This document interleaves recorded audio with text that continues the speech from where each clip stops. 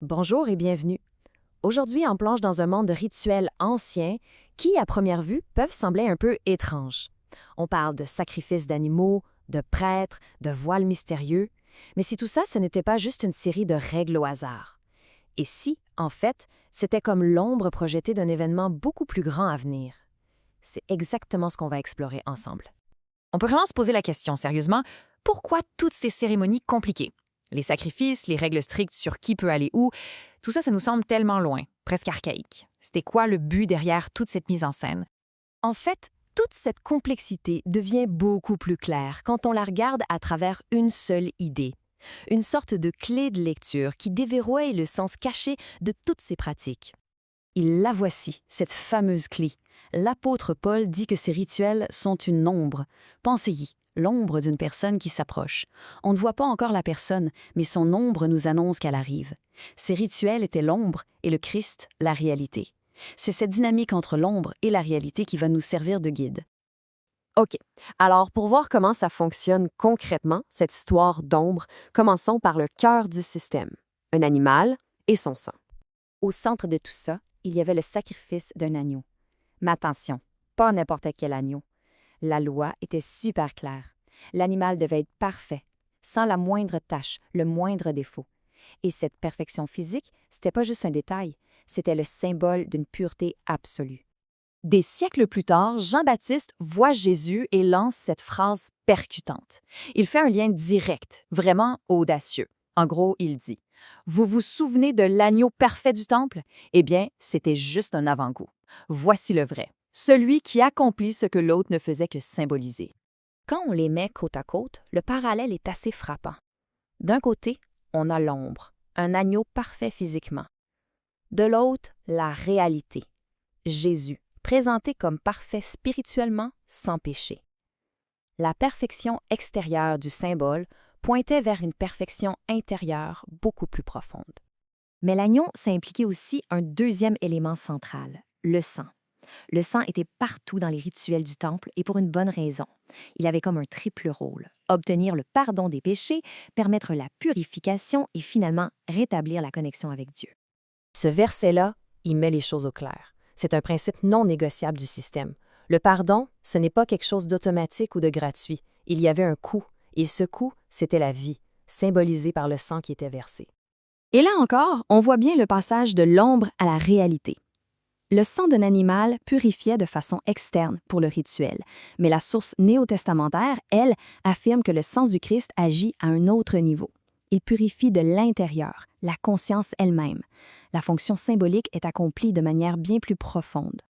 Bon, cette relation avec Dieu n'était pas juste une histoire de sacrifice. Elle était aussi marquée par des barrières, des séparations bien physiques dans le temple. On va s'intéresser à deux d'entre elles, le médiateur humain, le prêtre, et une barrière bien concrète, le voile.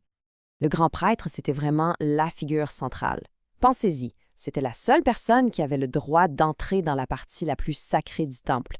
Et même lui, il ne pouvait le faire qu'une seule fois par année, lors du jour de l'expiation, pour représenter tout le peuple.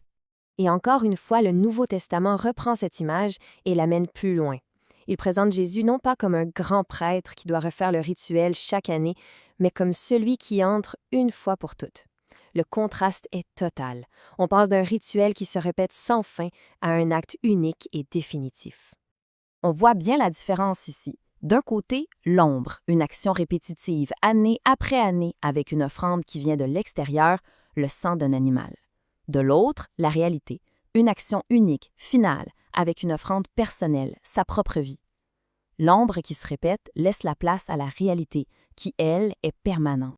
L'autre grande barrière, elle était physique, un voile. Imaginez une tenture immense, super épaisse, qui séparait la partie la plus sainte du reste du temple.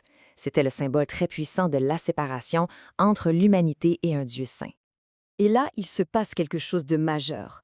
Au moment précis de la mort de Jésus, les évangiles racontent que cet immense voile se déchire en deux. Et pas n'importe comment, de haut en bas.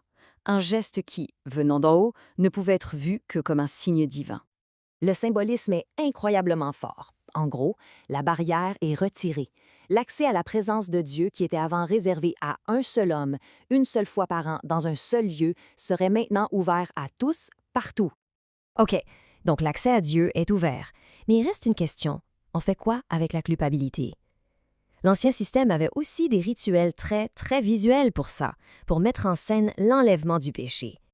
Le jour de l'expiation, il y avait ce rituel vraiment marquant du bouc émissaire.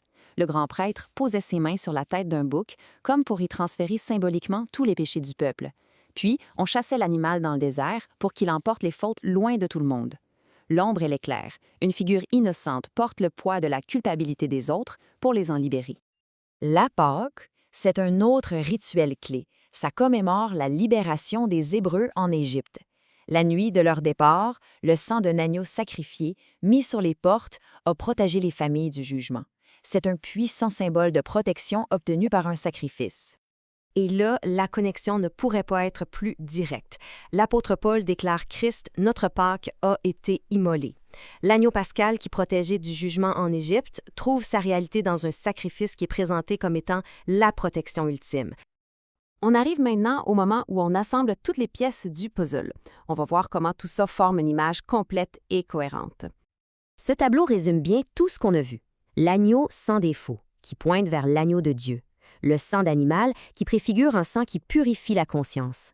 Le grand prêtre annuel, qui annonce un grand prêtre éternel. Le voile, le bouc émissaire, la Pâque, chaque pièce trouve sa place. On se rend compte alors que tout ce système complexe n'était pas une fin en soi. C'était plutôt une immense prophétie en action, qui préparait le terrain pour la réalité qu'elle annonçait. Et ça nous laisse avec une question pour la fin. Si toutes ces pratiques anciennes, ces ombres, ont trouvé leur accomplissement, leur réalité, quelle signification ou quelle pertinence est-ce qu'elles peuvent bien avoir pour nous aujourd'hui? C'est une bonne piste de réflexion pour continuer à creuser le sujet. Merci d'avoir suivi cette analyse.